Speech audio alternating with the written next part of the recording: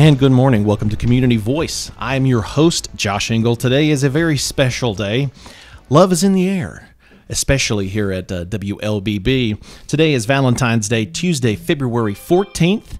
And let me tell you, I don't think that we could have a better guest in studio with us today than Mr. Baxley himself. That's Mr. Brett Baxley, owner of Baxley Jewelry, one of our longest running clients. I'm sure everyone tuning in are very familiar with his commercials, his Gabby Award-winning commercials. And today we're going to chat about a bit about Valentine's Day, about Mr. Baxley's history.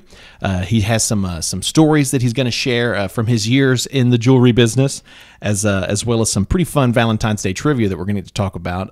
That sounds very interesting.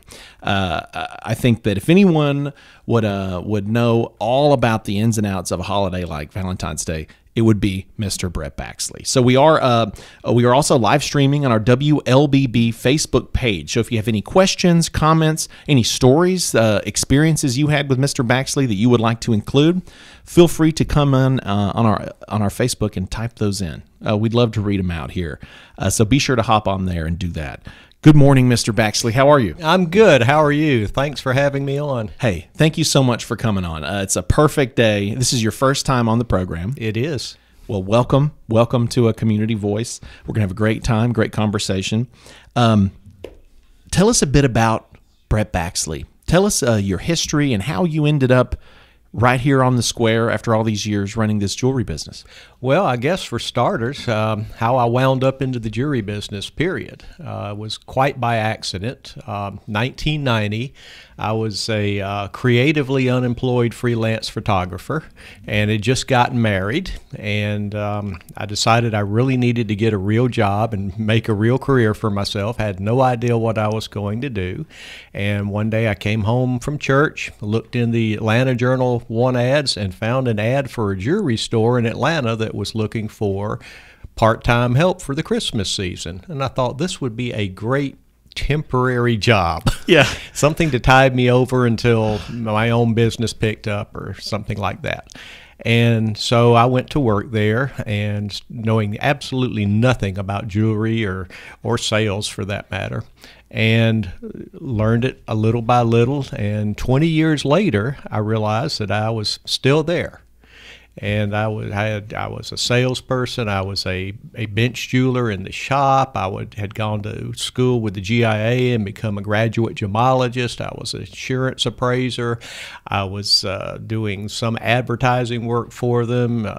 And the list just went. I was a buyer, and someone came to me. We were in the midst of a recession, and jewelry stores were really suffering the brunt of it. They were laying off employees right and left, cutting back on hours. And a friend of mine said, he called me one night and says, "I don't like the way things are going." He said, "Have you ever considered going into business for yourself?" And I thought, well, no, but talk to me about it. So I had started dabbling in some custom design work with the store we worked on, but they weren't real big on selling the whole custom design thing. They were like, we have tons of inventory. We just need to sell everything that's in our cases. Too much time, too much effort can be put into that. Right, exactly. So I started toying with the idea of putting together a business that would specialize in custom design, insurance appraisal, and repairs. And I looked around the North Georgia area trying to find a location that would work. My wife and I had been vendors at the Cotton Mill Farmers Market here in Carrollton for several years after we moved out to the Bremen area. And one cold January day, I came down and I sat on a bench on the square and just watched the comings and goings. Now, we were still in a recession. Half of the storefronts on the square had for sale or for rent signs on them. It was almost a ghost town. Dark time. But there was a feeling. I just had this vibe. I said, something's getting ready to happen here in Carrollton. Don't know what it is, but I could just feel the energy under the surface. So I wound up renting a small office space upstairs in the a furniture building over Sure. there where La Trattoria restaurant first opened up. James and I opened up within a week of each other.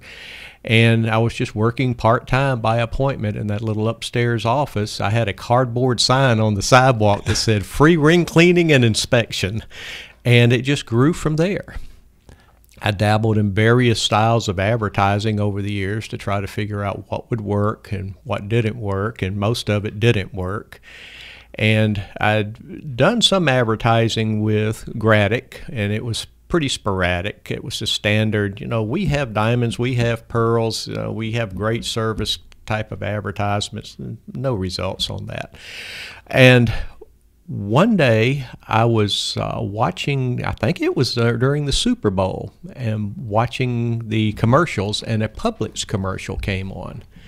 And it was a dialogue going on between two people that it was just touching. And I don't even remember what the commercial was. But you remember how it made you feel. I remembered how it made me feel. It brought back memories of childhood and that sort of thing. So I sat down over the summer and got with Dwayne, and we wrote the first Baxley Jewelers commercial that really made the company take off. We called it the Generations commercial, and it was a mother talking to her little girl about a memory ring that she'd had made, and every piece of that ring had a story behind it that she had to tell her, and that's the dialogue for the commercial was actually inspired by actual customer stories that people had told me about their jewelry items when we were redesigning it. So that's something I never knew. So people are so familiar with your commercials. They're heartwarming. They tell a beautiful little story. I've also been one of the voices on a few of your commercials. Yeah. I'm usually the guy that doesn't know what to get his wife, but thankfully there's someone there who's smarter than me who says you need to go check out Baxley Jewelers and check out the special, meaningful custom work that they do. So everyone is quite familiar with these commercials by this point.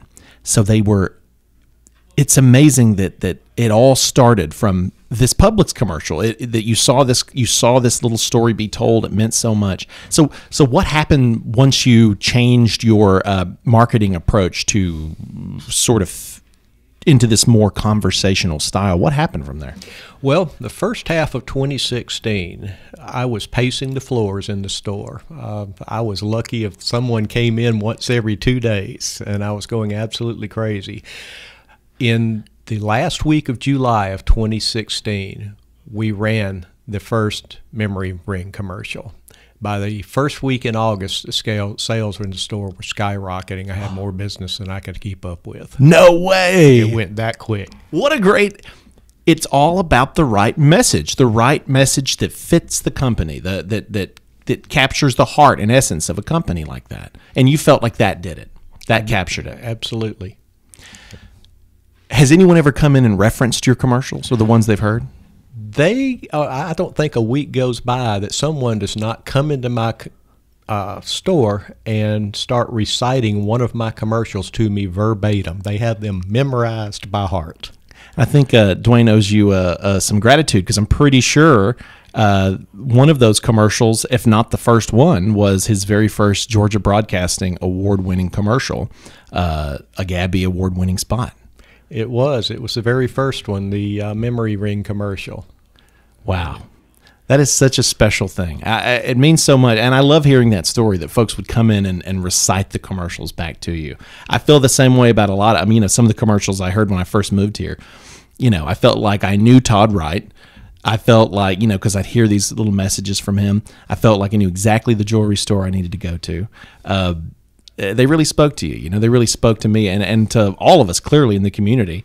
These meaningful stories, they truly are. And speaking of stories, I believe that you have some stories that you will be sharing with us from your experience in the diamond business. But we're going to go ahead and take our first commercial break. And when we come back, we will hear those stories and a lot more as we continue our conversation with Mr. Brett Baxley, owner of Baxley Jewelry on the Square, as we chat about Valentine's Day. So stay with us. Health is a journey. It's making better choices, even when it's not easy. It's taking care of yourself and the people you love. At Tanner Health System, we're there for you with every step, with primary care, heart care, cancer care, women's care, orthopedics, surgical services, and so much more. We're dedicated to helping you live and feel your best. So let's get on that journey to health.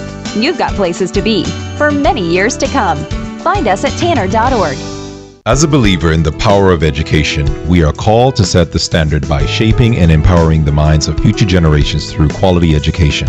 Oak Mountain Academy embraces this philosophy, which is why my children attend this prestigious school. I am elated to serve on the OMA Board of Trustees, where together we prepare students and remind them to trust and believe in the power to transform the world.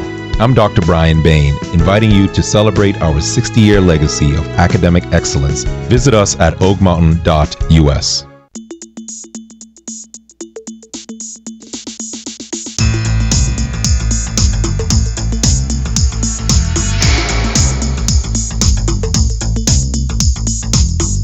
And we're back.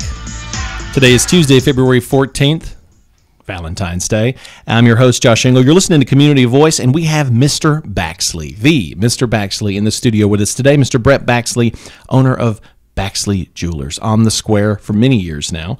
If you're just tuning in, we are live streaming on our WLBB Facebook page. If you have any questions or comments for our guest, feel free to type those in. And yeah, if you have any stories, you have any special memories of Mr. Baxley connecting you to that perfect piece of jewelry, or for all I know, maybe he introduced you to your now spouse. I mean, I don't know. Brett's a pretty friendly guy. He may have done that. So, Mr. Baxley, you've worked in the jewelry business for many years now. You've influenced a lot of people. You've touched a lot of lives. Colin and I were speaking just before the program. He mentioned some time back, someone called from Oklahoma, right? Really? He called from Oklahoma, and they said, I want you to know that I love your guys' music stations, and I love your local news. I love tuning into your news. And I love those Baxley Jewelers commercials. Oh, how cool. Isn't that great? From Oklahoma, the guy is. said, I love these commercials. And all I can think about is what you said earlier. Folks coming in and they can recite these commercials to you because they're stories. They're stories based on true events.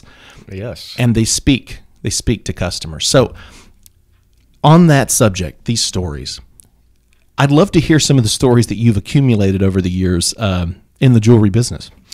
Well, some of the best ones have to do with Valentine's Day proposals, and they don't always go the way they were planned. Yeah.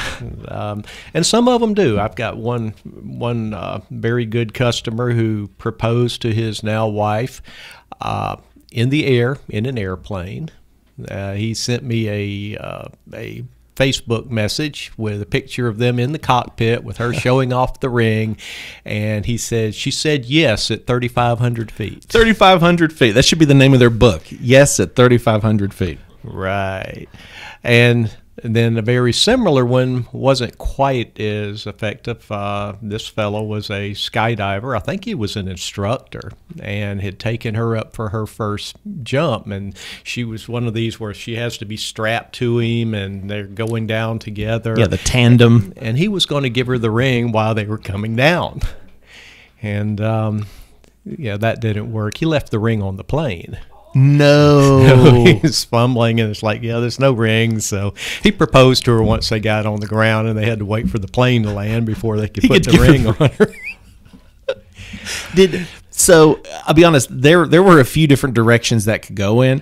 I was almost afraid that he brought it with him, but that he let it go in midair. Because I don't think there's any finding that once you do that. But she did say yes, though. Oh, she absolutely did. Now, do you remember, was this a custom piece that you made them?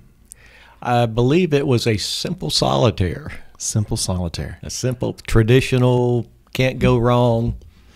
So you've seen a lot of relationships bloom and begin. Oh, yes. A lot of the rings that we design actually are based on something special about the relationship. I've had one fellow that was a tree surgeon or did something with trees, and he wanted a ring design that looked like the bark and branches of a tree coming up to hold the center stone, which... This is a great time to ask this. So this is a perfect example. How do you go about doing that? So someone brings you this specific thing. How do you do that?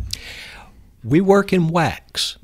We start with a sketch on a piece of paper. We get the customer generally will come in with, they'll tell me the story behind the pieces of jewelry that they want to redesign, the stones. This was grandmother's diamond. It was given to her by grandfather behind the barn on a Sunday afternoon in 1934. And it's a very detailed story.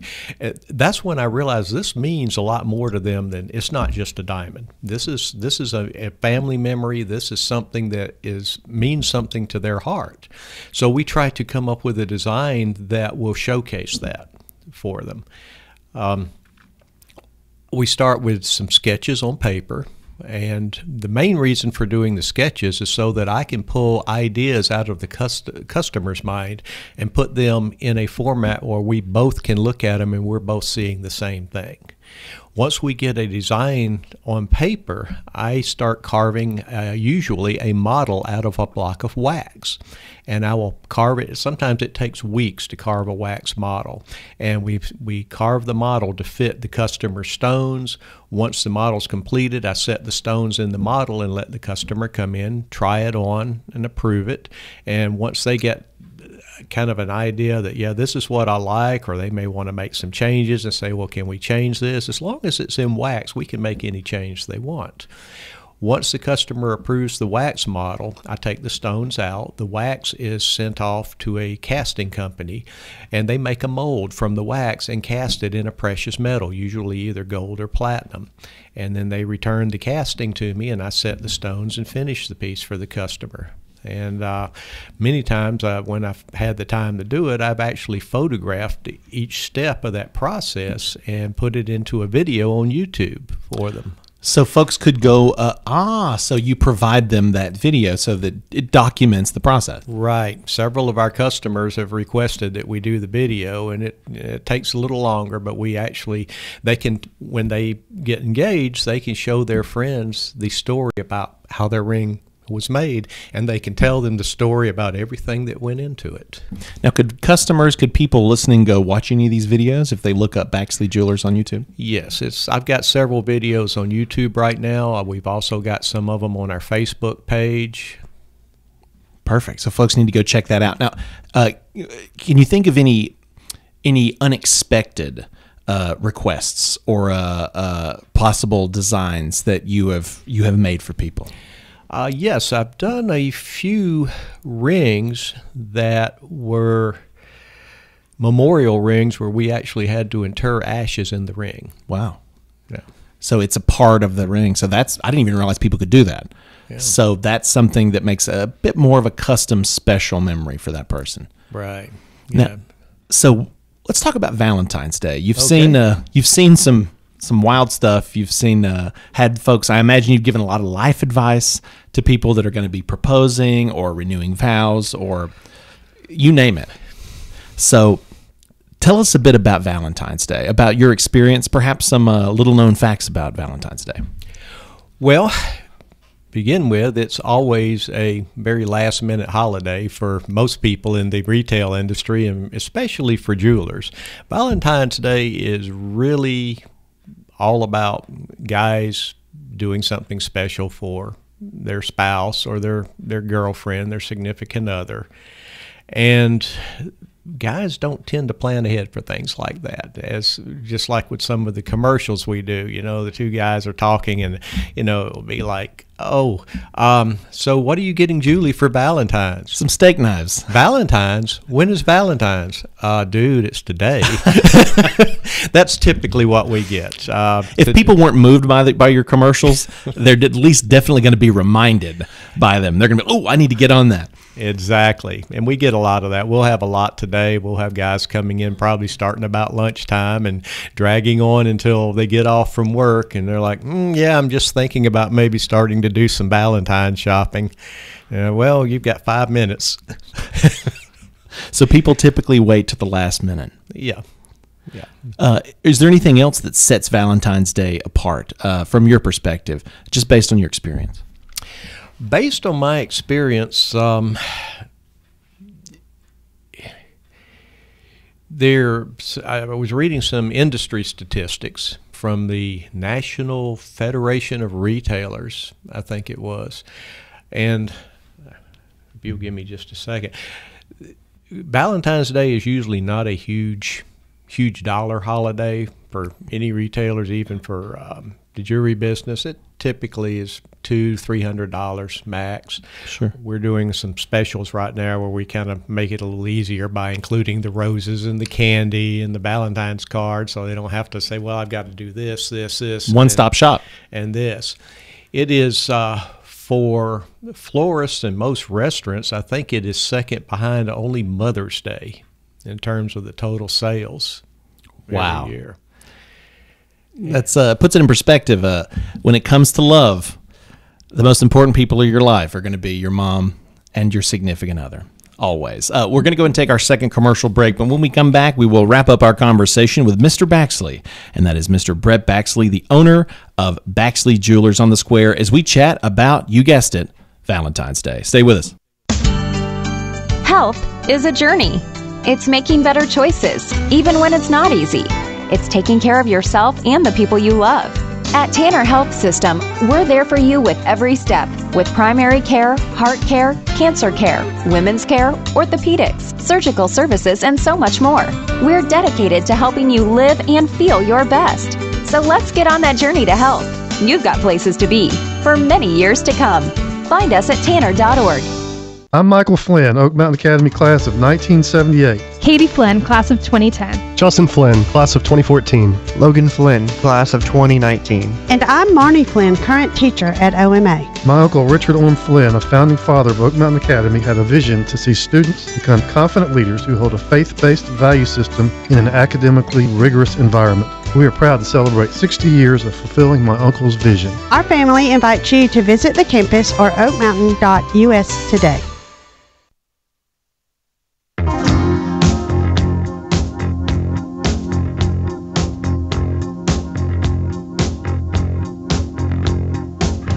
And we're back to Community Voice. I'm your host, Josh Engel. Today is Tuesday, February 14th. And love is all you need. That's what I'm thinking. Today's Valentine's Day, so we have a very special Valentine's Day program for you. We have Mr. Baxley, owner of Baxley Jewelers on the Square here in Carrollton. You might be familiar with his many commercials, his Gabby Award-winning commercials that play on our stations. Today, you're going to know him for some excellent stories that he's been sharing with us. We are live streaming on our WLBB Facebook page, so I encourage anyone and everyone that's listening, if you have any questions or comments, or even if you tune in after the fact, go back and add stories. I know that Mr. Baxley would love to go back and read them and see some history there. So you had a bit more Valentine's Day trivia for us. Yeah, I was looking at some surveys the other day, and I found out that if you could take a guess, how many Valentine cards are exchanged per year according to Hallmark? That's a great question. How many? 145 million. Whoa. Wow. That's intense. And Valentine's Day is also the second busiest day for restaurants behind only one other day of the year. It's Mother's Day. Mother's Day. Everybody's got to make sure they take Mama out for a good meal. This was the one that threw me. This was a multiple choice. Which person created the first heart-shaped box of chocolates in 1861? That's a great question. Who? I thought it was Milton Hershey. It was Richard Cadbury. Richard Cadbury. Cadbury egg people. Wow. So they were the original. They were the original. Wow. Well, I know all the European folks are going to be so proud of that one. That's Mr. Cadbury. And the first official Valentine's Day celebration occurred in which city? New York, Paris, New Orleans, or Rome? I'm going to throw out a wild guess here and say New Orleans. Paris. Paris. City of Love. City of Love. I mean, course. I should have known. That is so fantastic. So just as far from from your years in the business here, you've collected a lot of stories. You actually shared some with us in the second segment. So those of you tuning in, be sure to go back and check out the live stream or the podcast of this audio so you can hear the full story. Do you have any more that you'd be willing to share with us? A few years back, and it was Valentine's, but I had a couple coming in that was also celebrating, I believe it's their 60th wedding anniversary. And I was making conversation with them, and the lady told me, says, yeah, we married a really long time, and she looked at him and says, do you know how many years? And he says, it's a bunch. And she says 60 years. And I said, congratulations. And I looked at him and I said, so which of the 60 years was the best? And there was a long pause, and he thought about it for a minute, and he kind of smacked his gums a little bit. And he looked at her and he says, I don't know. I reckon the first one or two. And then there was a long pause again. And she leaned over and pointed into the showcase, and she said, you show me that ring. It cost that poor fellow 5 figures to get out of the store that day. Wow. 5 figures. So they were guaranteed he was going to be making up for it that day. Yeah. He'll remember next time. He'll always remember. That's amazing. That's amazing. Did you have any others that you wanted to share?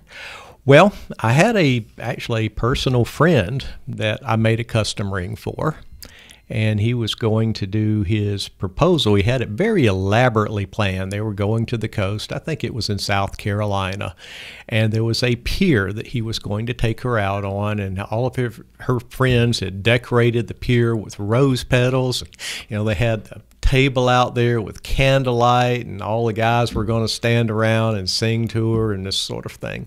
So they went out there, and he got down on one knee, and he opened the box, and he dropped the ring, and down between the boards of the pier it went and into the water. No. So all of his guy friends, and these guys were all dressed up in like tuxes and stuff like this, and they were down there with their pants legs rolled up, wading in the surf trying to find this ring. So I think we wound up making a new one for them. Did you? Okay, I was wondering if they ever found it. I'm just glad no one got bit by a shark or anything. And another one, very funny too, and this was years ago, but a fella I sold a ring to thought it would be a great idea to propose on top of Stone Mountain. Very romantic setting. All their friends were around, and he got ready to do the proposal, and something went wrong, and there was an ad in the Atlanta Journal a few days later for a reward for a 1-carat diamond ring last seen floating over Stone Mountain attached to red balloons. No.